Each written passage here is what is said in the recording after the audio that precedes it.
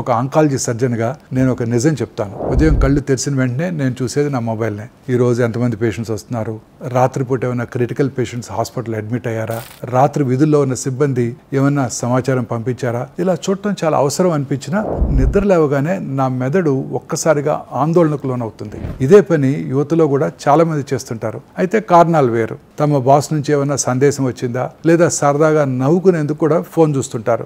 ఏదేమైనా మంచం మీద నుంచే సామాజిక మాధ్యమాలు తెరుస్తారు. దీనివల్ల జరిగే హాని గురించి మనం తెలుసుకుందాం. నిద్ర లేవగానే మన మెదడు చాలా నెమ్మదిగా ప్రశాంతంగా పనిచేస్తూ తనను తిరిగి సర్దుకుంటూ ఉంటుంది. ఆ సమయంలో మొబైల్ గనక చూసినట్టయితే సందేశాల శబ్దము, ఒత్తిడి, పోలికలు, వేగంగా కదిలే చిత్రాలు అవన్నీ మెదడుపై ఒక్కసారిగా భారం పడతాయి. దీంతో శరీరంలో ఒత్తిడిని పెంచే హార్మోన్స్ అంటే కార్టిసాల్ పెరిగిపోతాయి. ఇవి అత్యవసర పరిస్థితుల కోసం, ఉదయాన్నే అవసరం లేని అంశాల కోసం కాదు. దీనివల్ల ఏమవుతుంది అంటే ఉదయాన్నే ఉత్కంఠ, ఏకాగ్రత తగ్గటం, నిద్రలోపం పెరగటం మరియు మొబైల్పై ఆధారపడటం. ఉదయం మొదటి 10 నిమిషాలు మీ మెదడుకి శాంతినివ్వండి, లేదా కూర్చోండి, నీళ్లు తాగండి, చేతులు కాళ్ళు చాచి కదల్చటం చేయండి, లేదా బయటికి వెళ్ళి ఉదయపు సూర్యోదయాన్ని ఆనందించండి.